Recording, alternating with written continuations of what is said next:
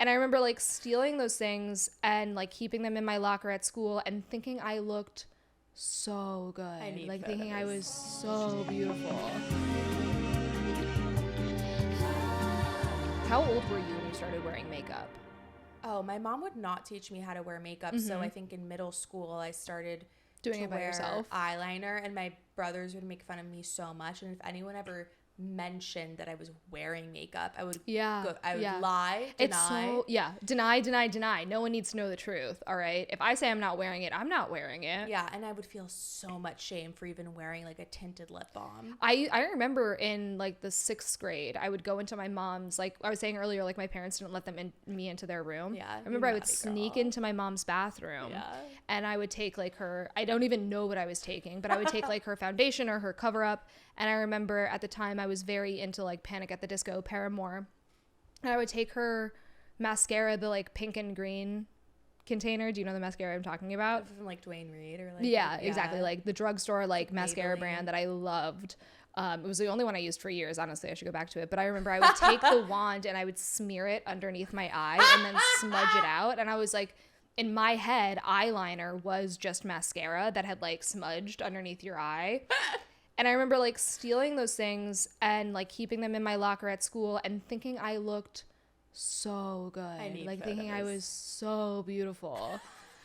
And I probably looked terrifying. Like I'm sure the shades didn't match, but I was so desperate to cover up the acne that I had. I remember that was my driving force because I had such terrible acne in the 6th and 7th grade. But I remember that was kind of the earliest that I started realizing that other girls were prettier than I was. Yeah. And I desperately just wanted to be those girls. And those were just girls I knew. Like I couldn't imagine competing with, you know, stars at that time. Yeah.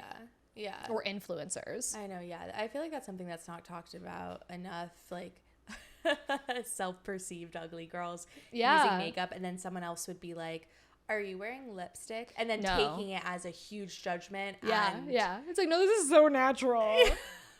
This is just how I this look. Shame. I can fully remember it. It was horrible. Wearing my Victoria's Secret lip gloss. Oh, yeah. And then I would just have all these lip glosses and not wear them. For a very long time, I was very convinced that like lip gloss was a thing that made you cool, but I hated wearing it because it was so sticky. Hair got stuck in it. Yeah. I'm glad I know how to wear my makeup now. Like now, if I'm like, when we get ready to film this, for example, like I'll put on cover up so that I'm not like a disgusting pimple person. And I'll like put on, you know, mascara. But there definitely was a phase in my life where I was doing a full face because I just thought that's how people were supposed to look. Okay. Catherine used to do, the first time I really got into makeup was going into 9th grade fat camp my first summer. And Catherine would do full fucking face makeup. At camp? I love that for her. But she didn't use a blender, and she never so you could see We've been there. We've all been there. And then my my like pseudo older sister who was there, who like I'm family friends with, she would look at me and she'd be like, who the fuck did your makeup and why didn't they blend it in and shit? And I would just like go back crying. And I remember, you don't understand me, Mom. I remember my freshman year I went to homecoming and I had this a friend of a friend, like an older girl, do my makeup, and she used her foundation to do my skin. She was like 7 shades darker than I was. That's what Catherine was doing to me. And I looked terrifying. She had such great intentions, and like I felt so special because like this older girl was doing my makeup, and I was like, this is it. I've made it. Yeah. And then I look at photos from that time, and I'm like, that is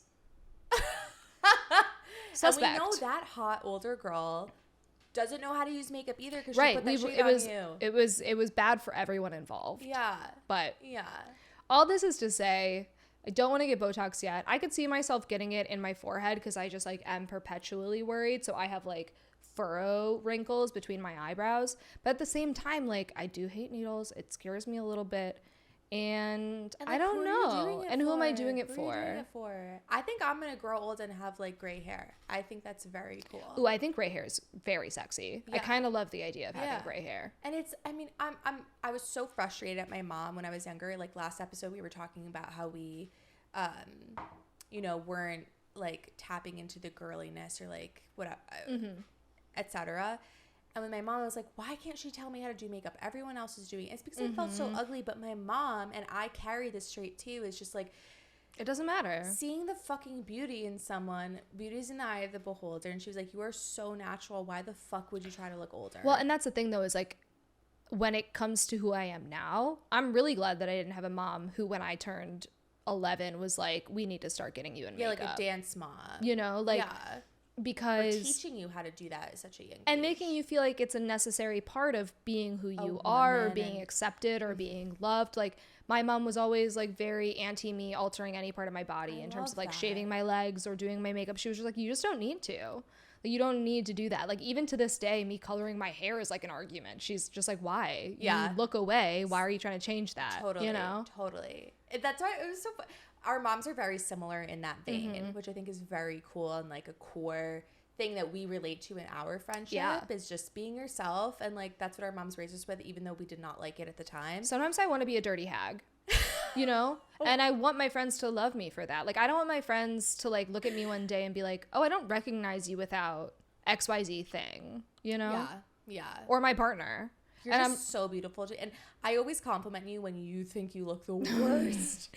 Well, and I want to clarify too, like, I am not at all bashing the girls who want to do a full face every day. I'm not at all. And I really dislike the idea of like, I hate the thing where men are like, fellas, like, take your girl swimming on the first date to see if she's even a real girl, or what, you know, when they're like, to see if she's even really beautiful without the makeup. Yeah. So and it's gross. like, the makeup might change how you feel about yourself, but it doesn't change who you are. So like, when it comes down to it, wear whatever the fuck you want, do what makes you the most confident. Yeah, when it comes to like altering your body, ask yourself why you're doing it. This is and same with like pubic hair, like we talk about all the time. It's like, if that's the choice you want to make for you, do it. But if you're doing it for somebody else, maybe question that a bit more. Yeah, and I'll share it. When I got my breast reduction, it was because I was doing it for everyone else. Oh, really? I felt so much shame about the perception. I understand like, that. My tits are so uneven. I can't wear certain clothes. Everyone sees, yada, yada. But as I've been on my journey of self-love. And also, honestly, Lil Dicky really did help me a lot. I wrote an essay about this, and it has such a lame title. It's like, Lil Dicky's small penis helped me love my breasts. Is that it? It was like how Lil Dicky made me love my body more, and then in parentheses, like, yes, really. I didn't write the title. I feel like that's every journalist and writer's like final statement. I didn't choose the title. This was not my choice. This was someone else's. They wanted a clickbait title. Well, I'm so sorry. I think a better clickbait title would have been like exactly what you said. How Lil Dicky's small dick helped me love my tits. And penis. If I had the opportunity to do it again, I'm not sure that I would, because my tits are still lopsided and boys fucking love it. Nobody cares. Yeah, no one cares except for yourself. No one cares except for the magazines that are trying to sell you the idea of beauty. Yeah. So the truth is, when a guy gets up there, he's not going, wow, I think this one is slightly larger. Have you measured these lately? I think one is about a half centimeter. He's thinking tits. Tits. Yum, yum, yum, yum. They're doing it like price per pound. Right. He's like, wait a second. He's not like fucking Sherlock Holmesing your tits. He's saying, thank you. He's saying, can I have another? I get the best of both worlds. Right. Wow. One is a pillow. One is just a little... Sure. Rest on one. You eat. Rest on one while you suckle on the other. You know what I mean? Yeah. Yeah. I you mean, know the vibes. I can't You've help been but there. differentiate when men suckle on my teat and they're very into it. I'm like, you are tapping into your infancy and you want me. Sometimes it's like, you're suckling a little too long, my guy. Do you want to talk about something? Yeah. Did your mom not? Are you okay? Are you okay? You sure love it. Well, what I like...